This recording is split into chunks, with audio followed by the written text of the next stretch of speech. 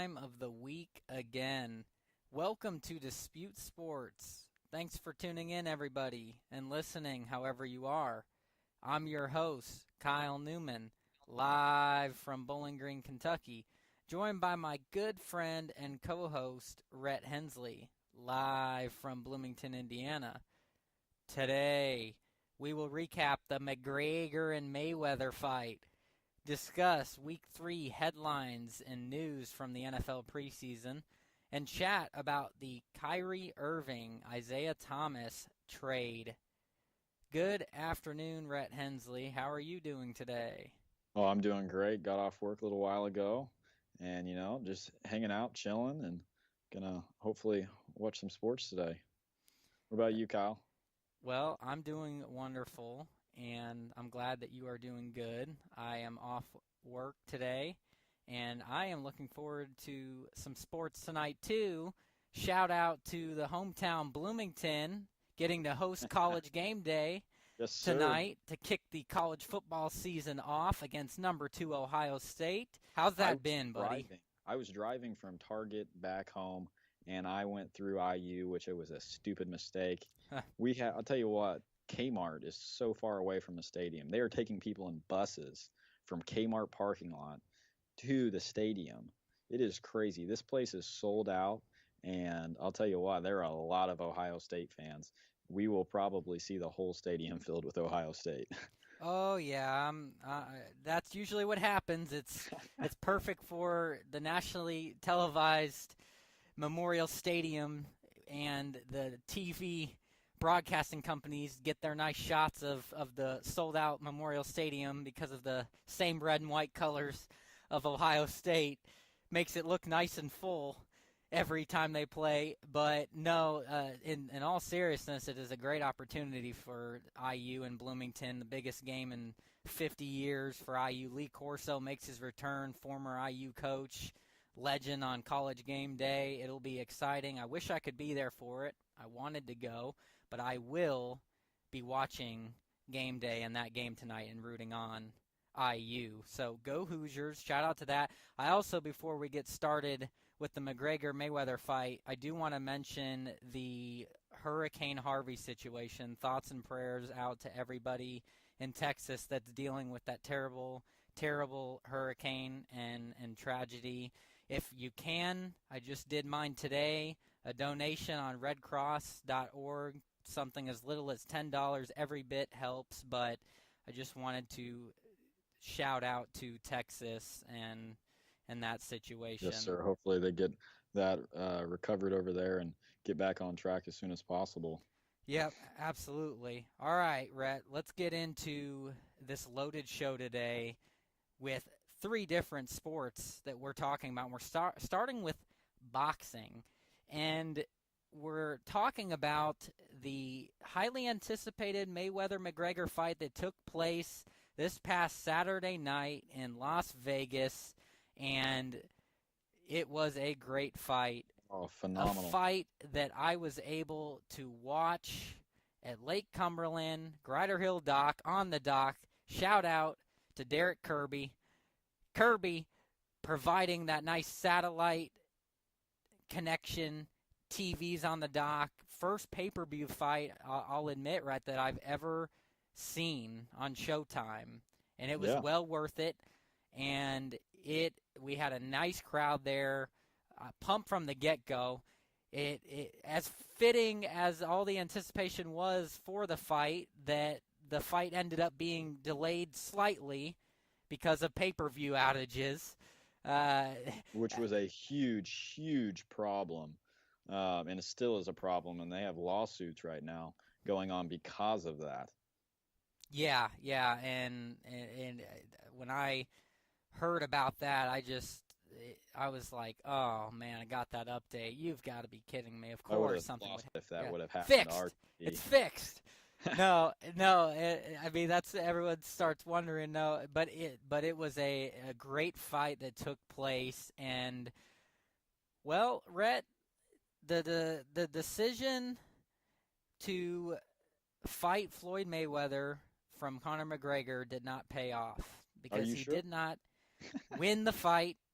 And if we're talking about payoff and money, then yeah, it paid off. But as far as him going up against the king, the champ, and running his mouth and that whole 9 yards, it did not pay off, as Floyd Mayweather Jr.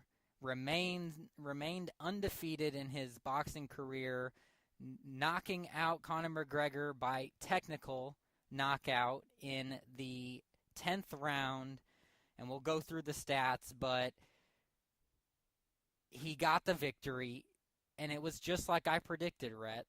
It really was. I'll start with Mayweather and then talk about McGregor and let you respond. I felt like Mayweather did exactly what he was planning to do the whole time. He went into this fight giving respect to a powerful UFC fighter in McGregor, as he should, but his game plan, and it was very clear if you watch this fight, was that he was going to play very defensive for the first several rounds and let Conor McGregor wear himself out, take some punches. In his mind, if I lose a few rounds early, that's fine. I'm going to make up for it later on, and that's what he did, Rhett. He played defensive. Conor McGregor won the first 3 rounds, and I was impressed. But after that, Floyd Mayweather started taking over. And it got to the point where round after round, Conor McGregor could literally not hold his hands up anymore to defend himself, and that ultimately led to the decision of the TKO halfway through the 10th round. But it was what I expected, Rhett. It really was, and this was why I said that McGregor stood no chance, because the brilliance of Floyd Mayweather, not his first rodeo, obviously never lost. He was just not going to lose to somebody who's never boxed in a professional boxing match in his life. It just wasn't going to happen. It was a great fight. I think McGregor did better than people thought he was going to do, and I was impressed with McGregor. Those first 3 rounds, again, he won those first 3 rounds, but he had to do that. And anybody that gave McGregor a chance, including you, said that if he was going to win, he was going to have to knock him out in the first 3 or 4 rounds. And when that didn't happen, he just was not going to be able to beat Mayweather. But he went 10 rounds. He almost lasted the whole fight, which I predicted. I gave respect to Conor McGregor, saying he's tough. He's going to, if he doesn't go the distance, he's going to last a long time, and he did. A lot longer than other people thought. But in the end, it was the king of his class, Floyd Mayweather, going 50-0, remaining undefeated, and retaining the belt as the champ, Rhett. Yeah, I it went in your favor, Kyle. You said he was going to win. McGregor put up a heck of a fight. He landed 111 punches on Mayweather. Canelo is the only one that's landed more punches, and that's 117, which in my opinion, is pretty freaking impressive. He put on a heck of a show. Pacquiao actually only landed 81 when he fought him, which is understandable because Mayweather played a very defensive fight in that one. But McGregor put on a heck of a show, surprised us all, and with his trash talking, Kyle, I still love it. He sold that fight. He took it to another level, and that fight was hyped up, and that's why fans like me loved it. I couldn't wait for that fight, and I'm just glad that pay-per-view problem did not happen to my TV, because I might have threw my phone through it. Yeah, no kidding. There's no doubt about it that he sold the fight, and that was part of it. However, it does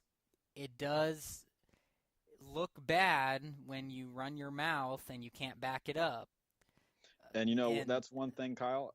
After the fight, he showed, he paid great respect to him. And then later on, a couple days later, he ended up posting a 409-word Instagram caption, paying mad respect to Mayweather, saying that he could come into the UFC and potentially, bring a lot of tools to the UFC. and said he would do pretty well there. He after the match, he definitely paid his respects to Mayweather as he should have. Yes. And like I said, I think it's more of him selling the fight before that, and he always, shows great respect to those people, whether he wins or loses. Yeah, I would have, me personally would have liked to see less selling of the fight like that, a little bit more humbleness from Yeah. both fighters, especially because, it was obvious that McGregor, it was foolish to run his mouth like he was against a fighter in his own sport that has never lost. So it just looked bad Entertainment. from the get-go. It just did. To me, the fight was more entertaining than I think a lot of people thought it would be, and you have to give McGregor props for his toughness. When you look at the final stats, though, it was heavily in favor of Mayweather. Okay. He ended up landing 53% of total punches compared to McGregor's 26%. Now, this was what was impressive, and I noticed this throughout the fight. McGregor, very similar in jabs, 31% to Mayweather, 28% to McGregor, but the power really came in for Mayweather rounds 6 through 10, where he ended up landing 58% of his power punches compared to 25% for McGregor. And that really was the difference in Exactly. this fight is Mayweather. He showed that the 40-year-old man, he still packs a heavy punch, does he? And at no point did I feel like McGregor was going to knock out Mayweather. He landed some good punches against him when he won those first 3 rounds. I believe every round by 10-9 decision, those first 3 rounds. But it was clear he won those. But at no point did Mayweather look close to getting knocked out. He knew what he was doing. He knew he could take some punches, and that's what happened. I think the only thing that really stopped that fight was the tiredness of McGregor. I think that he could have lasted a lot longer. There was a post by, I think, New York Times that said that McGregor was bloodied and beaten up, and they had to stop the fight and blah, blah, blah. That's not the case. That was not the case. He looked just flat out tired. He wasn't gushing blood, nothing like that. And that post was absolutely stupid, but he put up a heck of a fight, and I would pay for it again. Yeah, Can't I wait. would too. And one thing that I thought really cost McGregor, and I think now it's pretty natural, and a lot of people expected this from a guy who's going from UFC to his first boxing match, but McGregor really hurt himself points-wise throughout the 10 rounds with illegal punches and That was the problem. grabs. I mean, he's just so much bigger, and every time Mayweather would get close to him, he would just drop his head. Well, And yeah, that's the smart thing of it is. Mayweather. It It's is. strategic, and if you're a smaller guy, I mean, you just have to do certain things to better your outcome. And Well, it McGregor was McGregor's natural hard. instinct. Yeah. It was his natural instinct to, which I was surprised that there were no kicks that ended up coming, but his natural instinct to. We saw several hammerhead punches to the back of the head. We saw him grab him from the side and illegally hit him on the side and back. I don't think that he was doing it to be a dirty fighter. Oh, no, I mean, just, I think that it it's just his happened. instinct. Yeah. It's his instinct. It's hard for him to fight that back. Now, I do think there were a couple of them that probably were dirty, and he was clearly frustrated that he was starting to lose the fight. But it still ended up, in my mind, it was impressive. The fight it ended up being, considering McGregor has never fought in boxing before. It was an impressive outing, but it was like I expected, and that's basically what sums it up for me. It was a good fight that was worth the money, but it shouldn't have surprised anybody. Yeah, and for a fighter that's 0-0, well now 0-1, going up against somebody that was 49-0, now 50-0, that's pretty impressive. Those numbers right there, when you look at that, that's pretty impressive. He put on a heck of a fight. So look forward to that. But Kyle, one thing I'd like to say, if he would have did a takedown or anything like that, do you know how much money they would have deducted from his final cut? I do not, but I can imagine it was pretty hefty. $10 million. $10 million per takedown or like kick or anything like that. They would have taken away $10 million from McGregor. And, people were saying, oh, well, what happens if he gets frustrated? Yeah, there was no way he was risking $10 million. Are you kidding me? Well, and that was a lot that I had heard. There were even, I think, some prop bets based on if he would just say, screw it, and tackle him. I've lost it, and it would have been entertaining. There's no doubt about that. It would have been entertaining, but all in all, the fight was very entertaining, and I'm sure many fans would love to see another rematch between the 40-year-old Mayweather and 28-year-old McGregor, but time will tell, I guess, with that. If I were Mayweather, I would go out the way he went out, hitting that 50-win mark, which not many boxers have done in the history of boxing, gotten that 50 career win mark, and certainly no losses like he has. But That's hey, impressive. one thing he loves is that money, money, money. Indeed he does. So that was Saturday night, fight night in Vegas. Now we're going to transition, Rhett, to the NFL and the headlines that are going on here as we are just about a week and a half away on this last day of August from regular season NFL football. I mean, are you pumped or what, Rhett?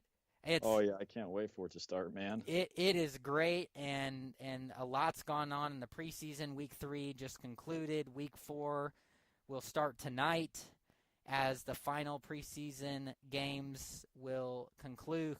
And I know that there have been a lot of headlines that have gone on, so we'll talk first about a couple of the players from week 3 that stood out. Rhett had some good outings and maybe not so good outings, and then we'll get to some of the headline news. But who impressed you in week 3 of the preseason? Well, Kyle, I think Deshaun Kaiser, taking his stake. Now he's got that starting role. I think that was a big announcement. Yeah, which is pretty freaking awesome. I think that he deserves it, and I can't wait to see what's going to come from this fella. Kyle, what do you think of the big cat? No, I think he's played very well, and I think that he deserves to be the starter.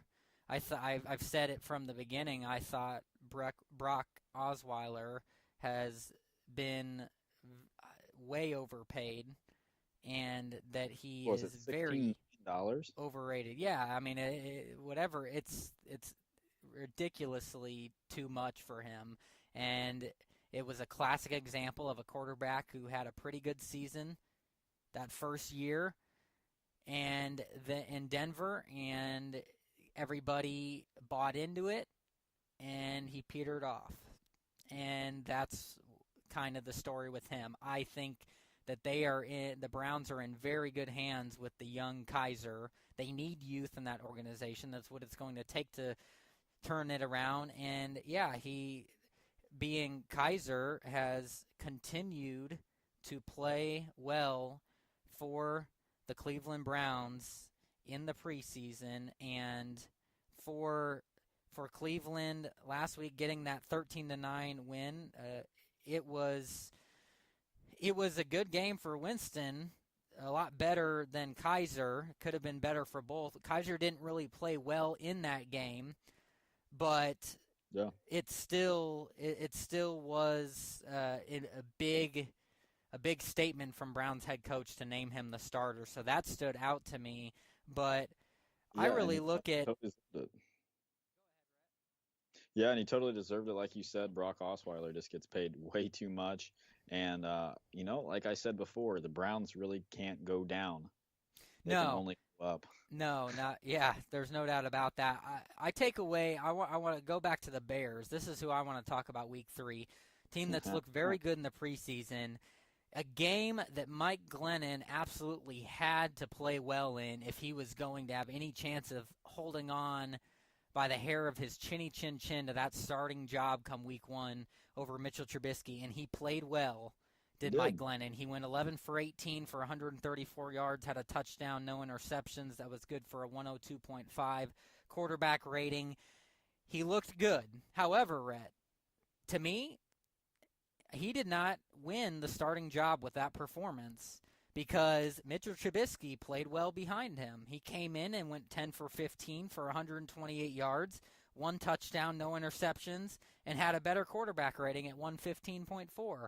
So what does that say to me? It tells me that Mitchell Trubisky is doing exactly what he has to do as that backup quarterback currently. He is not turning the ball over.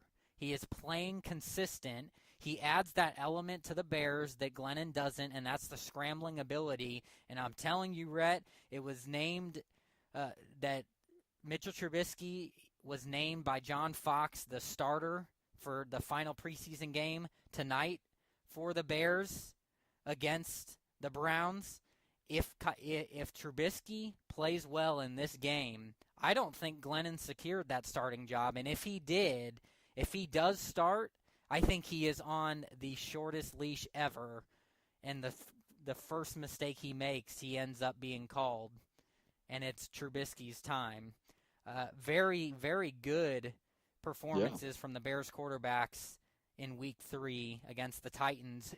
At Tennessee, where the defense, I'm talking about the quarterbacks in this game, but the defense of the Bears played very well, holding that high efficient offense that the Titans have, and Mariota playing a good chunk of the game, to only 7 points. Yeah, and Mariota played pretty good too. He did. He had 193 yards passing on 12 for 21 for a touchdown and no interception, 104 quarterback rating. Very good game for Mariota. So very impressed I was with the Bears in Week 3, Rhett, and that was something that stood out to me. I'll tell you what else, Giants situation. The Giants, the G-men are in a situation with their receivers where they might be in some trouble. They barely got the 1-point victory at home against the Jets.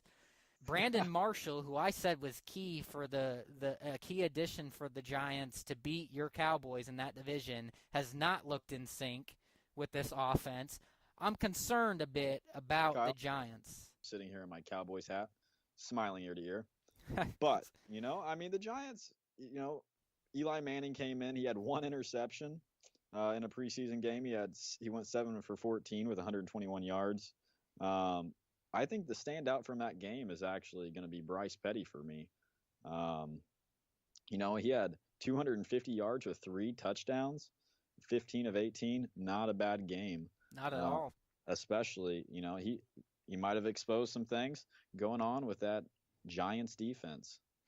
Yeah, I agree with that. I want to mention one more thing that happened in that Bears game that is very unfortunate, and I mean very unfortunate news for Chicago, who struggled with injuries last year and really played a large part in only getting 3 wins last year. But the Bears lost their leading receiver last year, Cameron Meredith, who tore his left ACL in this preseason Week 3 game against the Titans, which is so unfortunate. Again, Meredith led the Bears last year, an undrafted free agent, with 66 receptions for 888 yards, and he had 4 touchdowns. This is a team that's trying to replace Alshon Jeffrey, losing their top receiver from last year before the regular season even starts, Rhett, is a problem, especially when you have Victor Cruz maybe not even going to make the final cut on the team, and the Bears still trying to get fully healthy is a problem. So that stood out for the Bears in this game. And then also very unfortunate for the New England Patriots in their preseason game against the Lions. This could change some things that maybe the Patriots do in the playoffs and the run they may make Julian Edelman, who led the team in receptions and yards receiving last year for the Patriots, one of Tom Brady's favorite targets, is out for the year with also a torn ACL. That couldn't be worse news for Tom Brady and the Patriots. So 2 big injuries, Rhett, in the preseason. And I want to ask you this because of these injuries. Do some of these injuries from these players, like Edelman, like Meredith for the Bears, like George Fant for the Seahawks, does this make you stand firmly more in the fact that the preseason is too long and that the games need to be reduced and get into the regular season? Because again, when it gets to games 3 and 4 of the preseason, the starters try to play the whole first half. And you have key players here that now are going to miss the entire year and change the game plan for these teams in the NFL. What is your thoughts on that? Kyle, I think that they do need to shorten it. I think we've talked about this before. They need to shorten it to, I would say, 2 games, maybe 3 at max. But what's at 4 right now? I don't really think that should be a 4-game preseason. But I think it could contribute to the reason why these players are getting hurt. I mean, we have had quite a few going down in the preseason so far. Yeah, it is, and it just makes you wonder with all these key players, especially that are getting injured, if that's a sign that something needs to change with the preseason. But obviously an injury can happen at any time. We understand that, and that's the argument that would be made. But it does make you wonder for sure. Jay Cutler looked good in his little bit of play for the for the Dolphins. He went at 5 for 8 for 105 yards, had a touchdown and no picks. And in that game against the Eagles, a game that the Eagles won at home by a touchdown, 38-31, Matt McGloin, the backup to Carson Wentz, looked good. He had 155 yards passing with only 4 incompletions, a touchdown, and did have 1 interception. But that was a good game there too. Again, the Eagles, a team that is going to be right there with your Cowboys in the division, where everybody's wondering how Carson Wentz will look in his second year with the Eagles. And in that game, Carson Wentz, he did have a decent game. He went 6 for 10 for 129 yards, 2 touchdowns, a pick, with a 104 quarterback rating, Rhett. So yeah, it's not bad. Carson Wentz is a really good player, and I'm expecting big things from him, and I just don't see them surpassing the Cowboys this year. Fair enough. Okay, well, that'll do the preseason Week 3 recap, Rhett, and headlines of players. Let's talk about some of the news that's hitting the NFL in the preseason right now. And I want to start with a report that just broke a few hours ago from Adam Schefter from ESPN. He reports that Elliott, that is Ezekiel Elliott, your Cowboys star running back, has a real chance of getting his suspension reduced from what Schefter heard from the meetings that were concluded today that started on August 29th for his appealing from the NFLPA, the appeal process. Apparently, Rhett, Schefter came out of the meetings with sources that said that there is a chance that he will get his suspension reduced. I've heard from 6 games to 4 games is what would be likely, which you likey, but likely. And like I said, Rhett, with my prediction, I felt that if it got reduced, it would be no more than 2 games to be a 4-game suspension. It wouldn't surprise me of that. I'm okay with the 6-game suspension. Regardless, what do you make of this that Schefter reports? Like I told you, I expected this suspension to go down or even potentially get dropped. But if he did not do it, then I think that, suspension needs to either be dropped or lowered down. But, I still have no clue what happened with that. So I'm just waiting on the ruling, and I can't wait for Monday. The report says that they should have it back by Monday. which obviously a week before the regular season starts would certainly help the Cowboys situation. But let me ask you this, Rhett, because I work with a Cowboys fan. He tells me, he says, I don't think the suspension will be reduced, but he says, I don't care if it is or not, because I think we're referring to the Cowboys, are going to be fine without him. What's your take on it? They will, if he misses the first 6 games, 6 week is a bye week, that's 5 games. He thinks that potentially the only game that the Cowboys would lose in that 5-game stretch would be to the Green Bay Packers. So that would mean the Cowboys would go 4-1 in his mind without Elliott. Do you think that is the case? Are you worried if he is suspended for the full 6 games and nothing changes? I think that at the least we'll drop it would be, splitting it right down the middle. I think we'd, if he's out 6 games, I think we'd win probably maybe 4 to 5, but I would say at the least we would drop as 3. Well, that would certainly, I would say, be a win for your Cowboys in that situation. Yeah, I mean, I would be happy with 3-3 if he's out 6 games. For yeah, sure. I can imagine. I do want to mention this. There's an update on Teddy Bridgewater for the Minnesota Vikings.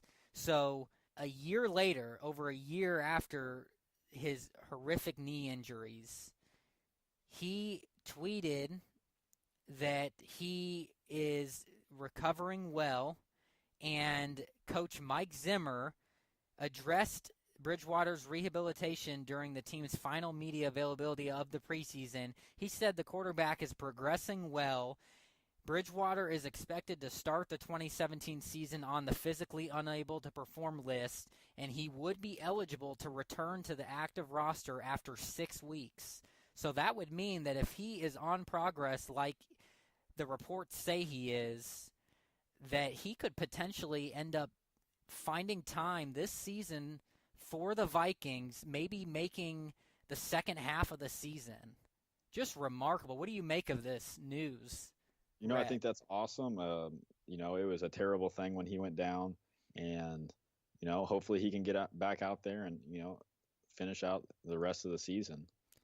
Yeah, certainly for the Vikings, who have a lot of talent on that offense and a very good defense, a team that will compete in the NFC North. If they could get Bridgewater back and he looked remotely like he did before the injury last year, watch out for the Minnesota Vikings. For sure. No doubt about that. So, Rhett, that pretty much does it for the offseason talk right now in the preseason and the NFL. Obviously, that Elliott situation was big, but I will conclude it with this because we can't not talk about this. This is making even more headlines than the Elliott. How about the Detroit Lions and their richest quarterback now in NFL history? That is Matthew Stafford. Got the ball rolling, Rhett Hensley, and signed the richest contract extension in NFL history. The 9-year man has a contract, 5 years worth $135 million. Again, makes him the highest paid player in NFL history. What do you make of this for the Detroit Lions, Rhett? Does he deserve to be the highest paid quarterback in NFL history? I don't think he should be the highest paid in NFL history, but good for him. He deserves it. He's great for the Lions.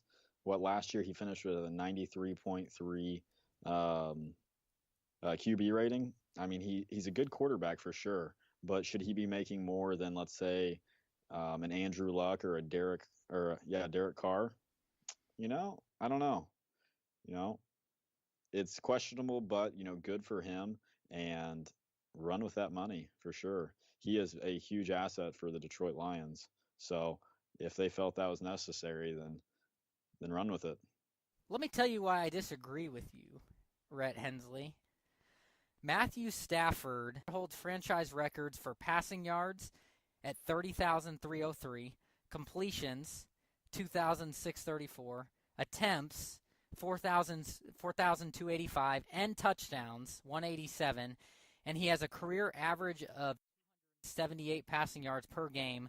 That's the most in NFL history for a player's first 8 seasons.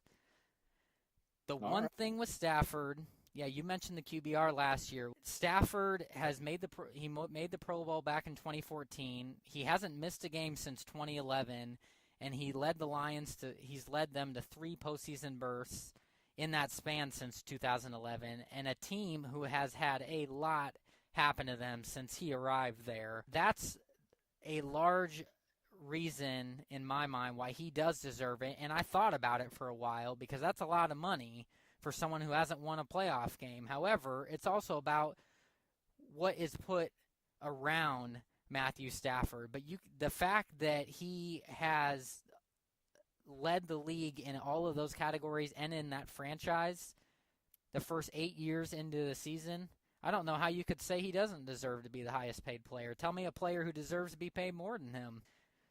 That's what I feel about that, and it made the headlines, Rhett Hensley.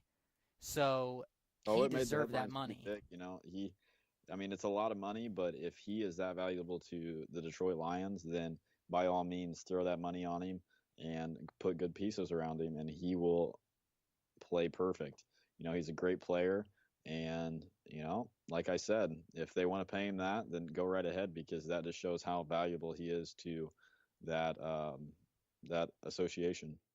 Yeah, no doubt about it. So I had no problem with it, but wow, he got his money before the season started. That was his goal in negotiations. So we'll see if that pays off for the Lions. They have him for the next 5 years for $135 million. Can he bring the Lions to the promised land in the NFC North? We will see. All right, Rhett, let's get to our final topic here. And this, like our other two that has led to an hour-long special of Dispute Sports today, is something else that has made the headlines. And we're now in our third sport in basketball. We're talking NBA, and we're talking the mega trade that went down between Kyrie Irving and the Cavaliers and Isaiah Thomas and the Boston Celtics. It is official. The Boston Celtics and the Cleveland Cavaliers last night finalized their deal to send Isaiah Thomas from the Celtics, Jay Crowder, Ante Zizic, a 2018 first-round pick, and the Miami Heat's 2020 second-round pick to Cleveland in exchange for Kyrie Irving. What do you make of this trade? Who is the bigger winner, the Celtics or the Cavs? In my personal opinion, I think the Celtics. But I've heard from a lot of people that think the Cavaliers made out like bandits in this. I think it's going to play pretty hard for Cleveland going into that with Isaiah Thomas. Isaiah Thomas is used to leading his own team. He has that type of attitude where I just don't see him meshing well with a LeBron James type of player. But, who knows? I could be surprised on this one.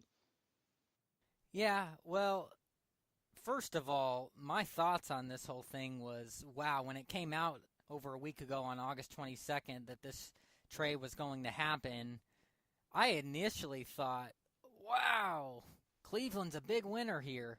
And then, whenever Thomas failed his physical, which is what postponed this trade from happening for over a week, and in fact, Rhett, a lot of people wondered if it was actually going to even happen, because when a player fails a physical in a trade, that team has a right to decline the trade, to void it, and they did not decide to do that. They decided to renegotiate, and what they got was a little extra kicker, which was the Miami Heat's 2020 second-round pick from the Celtics, and that did it. That was enough assets for the Cavaliers, and it ended up happening.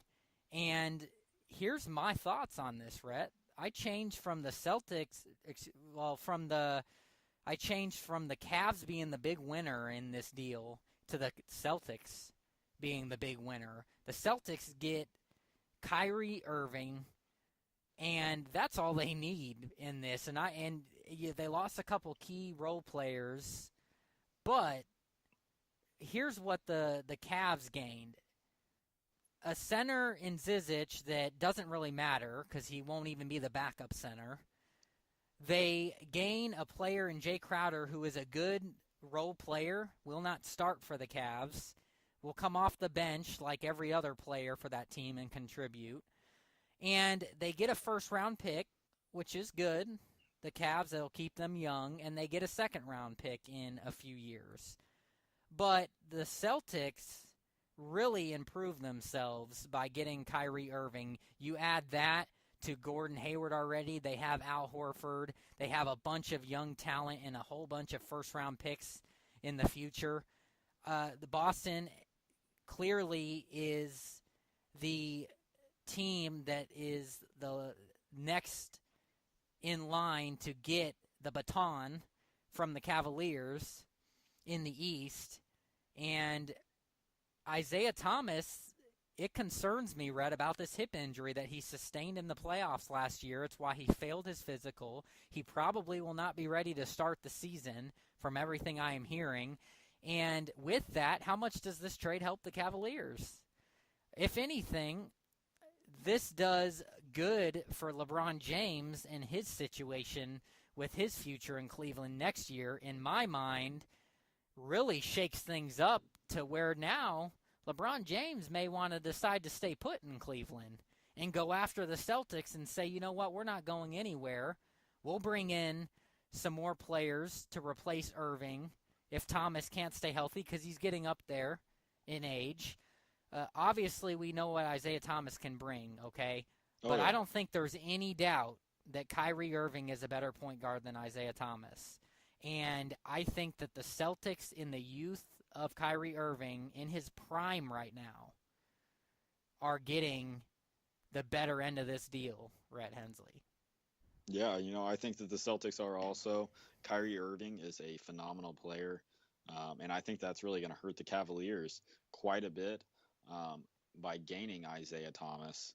But, who knows? They might end up meshing well. I just don't see Isaiah Thomas wanting to step down and take a lesser role and kind of be the shadow behind LeBron James because he did not do that with the Celtics. He spoke his mind, and I feel like there could be some chemistry issues with the two. I really do. There could be, and that bad blood that came from the little bit of a rivalry, if you will, that started last year. Really, the last couple of years, the Celtics have just been improving every year and making a run at the Cavs. Might play a big role in it. I agree with that. And think about it now. Kyrie Irving can now lead a Celtics franchise who's on the rise and the second best team in the East. With Gordon Hayward. All of that young talent. You add Gordon Hayward to it, who I think will blend really well with that team and Kyrie Irving. We are blending. That's right. Blending is, I think, exactly what they will do. And I think that it's a massive win for the Celtics. And the Cavaliers, I think, should be a little bit worried here. They should be a little bit worried because the Celtics just got that much better. And when you look at the two teams, and now these two players, comparing them, okay? So Isaiah Thomas, career-wise, versus Kyrie Irving statistics are actually fairly close. Kyrie Irving averages about 24 points per game. Isaiah Thomas about 23. Assist is in heavy favor of Isaiah Thomas at 6 to 4, almost 5 for Kyrie Irving. Steals in favor of Kyrie Irving. Total points per game last year, they're the best performance for Isaiah Thomas in his career. Isaiah Thomas had 28 points per game. Kyrie Irving at 26. Isaiah Thomas had the edge, got injured in the playoffs. Kyrie Irving had his best playoffs of his career. And so you look at the fact that Kyrie Irving's a few years younger, Rhett, and not injured right now, as opposed to Isaiah Thomas, I don't see how people could think the Cavs won in this deal, quite honestly. Yeah, I think that the Celtics did phenomenal in this trade, and I think that they will be a threat, a huge threat this upcoming season for sure. Well, then my And next I think we question, might see a fall for the Cavaliers. does this trade and the addition to the Celtics of Kyrie Irving, does this put the Celtics past the Cavs in the East this fall? Oh boy, that's a tough question. I think that honestly, LeBron really doesn't care whether he gets a number 1 or number 2 spot. Kind of like we saw last year, he didn't really care. But do I think that the Cavs will be able to take on the Celtics if they did go to another 7-game series? I think that the Cavs would probably shine over the Celtics just because you do have LeBron James on your team, and he's kind of unstoppable. So you don't think that it's enough to put the Celtics on top in the East, and not just in terms of seeding going in, but in terms of getting to the finals out of the East? In terms of getting to the finals, maybe not this year, but I think next year, I think that they, after they get their team set, everybody starts meshing well, I think that they could be great. But I just don't see them passing LeBron James this year. It's very hard. He's been the king of the East for so long. Yeah. And it's kind of hard to just go ahead and give somebody a spot just because they traded for Kyrie Irving. So, well, I agree with that, and certainly that would play a lot into what happens with LeBron James next year if the Celtics take over the East. I'm going to agree with you, but I think it will be close. It would not surprise me if the Celtics end up getting the number 1 seed in the East, and it could be because of what you're talking about with LeBron not caring 1 or 2, and it clearly proved out to pay off this past season. But in the playoffs and in the end in the Eastern Conference Finals, I do think that the Cavs will win in the short term here. Long term goes to the Celtics. Short term, especially because I think Thomas will be healthy at some point in the first half of the season. I don't think he'll miss very many games, but I think the Cavs will be cautious with him. I think that Cleveland still has too much firepower in the East. I think they will prevail, but I think it's close. It would not surprise me 6-7 games, Eastern Conference Finals, that the Cavs squeak by the Celtics, and in large part because they still have LeBron James. That's the big factor. They now have Isaiah Thomas. They have key role players in Jay Crowder and a lot of those other J.R. Smiths and Amon Shumperts of the world. Did you say J.R. Swish? Yeah, J.R. Swish. And also the fact that they still have Tristan Thompson, and they still have Kevin Love. So, I mean, it's a loaded team. I mean, let's face it, they do right? have a loaded team. Short term, the Cavs have more firepower than the Celtics. But long term, the Celtics have the youth and now the superstar in Irving to go along with the superstar in Gordon Hayward. I can agree with you, Rhett, because I don't think the same Cavs team will be together next year, whether it's LeBron James or it's Kevin Love or whatever. It will be shaken up next year. So, Kyle, the Celtics will take the Eastern crown next year. With that being said, do you think LeBron James will be there next year? That was my next question. Season? Thanks for asking it. It was going to be, do you think that this now changes LeBron James' decision to stay or go? Honestly, I do. I think that LeBron James will stay in Cleveland for the remainder of his career now, and I think that this trade just put the icing on the cake for that, because I think LeBron James will stay loyal to Cleveland, and I think his situation is too good right now in Cleveland, and now that the rival younger brother Irving has gone to the younger brother Celtics, to the Cavs, I think LeBron's going to want to ride this sucker out as the king of the East. And I think he will want to stay in Cleveland and continue to try and bring Cleveland another championship and get past the Warriors in the West. I do. I think this trade just that just made it official for LeBron James, even though it's unofficial. I think he is in Cleveland after next year. Wow, that is an interesting one, Kyle. I can kind of feel the same way on that, but I've read some reports from that came out from like Dan Gilbert that they are going to be acting as he is opting out next season and that he will not remain with Cleveland. That's the mindset that they're going into next season with. And, I think it's an interesting mindset. They have to kind of go in save mode if they want the king to stay there because, who knows? He could end up with the Lakers or somewhere like that can afford him and that will have young players that will be able to be surrounded by him. Would you want to go and play with a Paul George if he ended up going to the Lakers also? Who knows? Or a Russell Westbrook going to the Lakers also? Who knows? But, I think that it could end up happening. And LeBron James, he's the man. Well, yes, he is, and it will be interesting to see how it plays out and certainly something to keep an eye on. Kyle, one last thing that I'd like to throw in.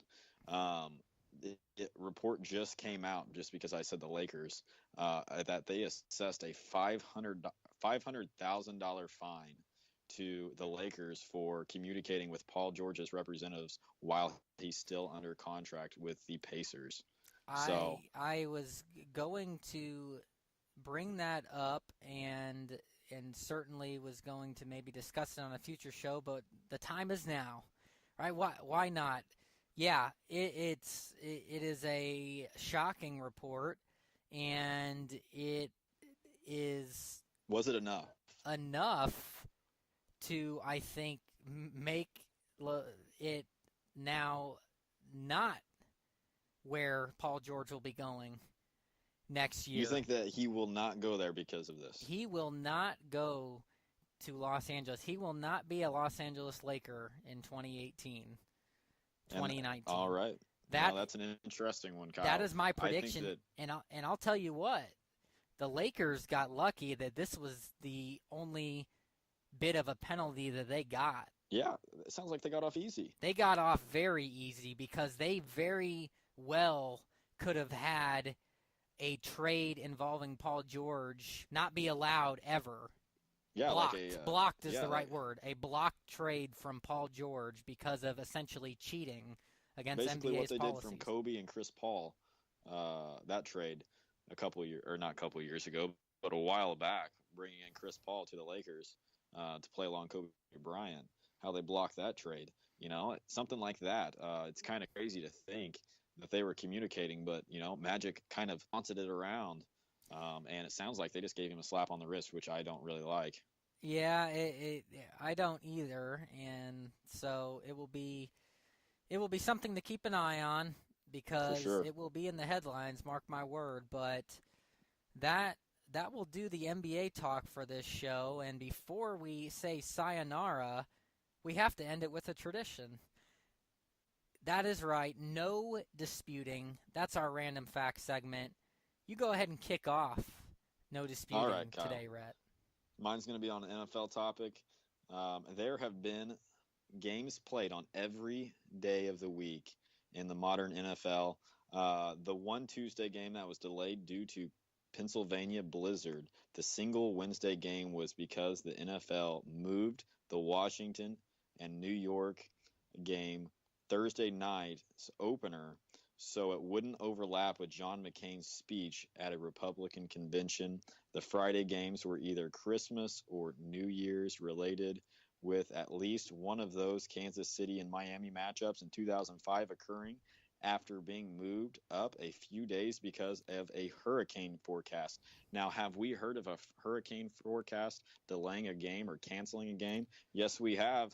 That was a couple days ago. Yeah, with Harvey. Oh, my goodness. What a stat, Rhett Hensley. Yeah. That is something I did not know. I did not know that about the NFL and a game on every single weeknight. That's pretty cool right there. Oh, yeah, for sure. Kyle, got to hit you with a mouthful. Now you hit me with one. Yes, you do. Well, it's a mouthful, and I'm also sticking in football, but I'm sticking at the college level, And I'm going back. I'm going back in the past and the smart Ivy Leagues. When Ivy League rivals Harvard and Yale squared off in their 1968 matchup, both football teams were undefeated, something that last happened in 1909. Yale was looking to add to its 16-game winning streak over the hated Crimson, but Harvard scored 16 points in the final 42 seconds to end it in a tie. However, the miraculous comeback was as good as a victory in the eyes of Harvard, who famously splashed the headline, "Harvard beats Yale 29-29" the following morning. Wow. Harvard and Yale, Kyle. I'll tell you what, those are Harvard two and Ivy League Yale. schools. Yeah. But what cracks me up about it is that it wasn't a win. It was they tied at 29, and the headline reads Harvard beats Yale 29-29 because they were so proud that they ended a 16-game losing streak to the rival. Well, it is something that I would definitely look at glass half full. No doubt about that. The glass half full. Yes. Well, there you go. that is no disputing, and that does it for today's show. Thanks for listening, everybody. Don't forget, you can now subscribe to our podcast on iTunes, Stitcher, Google Play, TuneIn, YouTube, Spreaker, or SoundCloud, and have every episode available to you as soon as they are posted each week. You can also catch all of our podcasts on our website, DisputeSports.com. Follow us on Twitter at DisputeSports1, at Kyle M. Neumann, at Rhett Hensley. Like and follow our Facebook page, Dispute Sports, as well. Until next week, remember, Dispute Sports, anything sports, anytime, anywhere. Have a great day. And, Rhett Hensley, you enjoy your cruise next week because I will be running the show solo for Dispute Sports next week as Rhett Hensley gets to go soak up the sun on a cruise to St. Thomas. Oh, yeah, man. Can't wait. It's going to be awesome. Looking forward to the trip. We leave Saturday, so, hopefully you have a great show, and I will miss it. Well, I will miss you. Tune in, and safe travels, buddy. Thank you. Have a good one. Dispute Sports. Have a good one, everyone.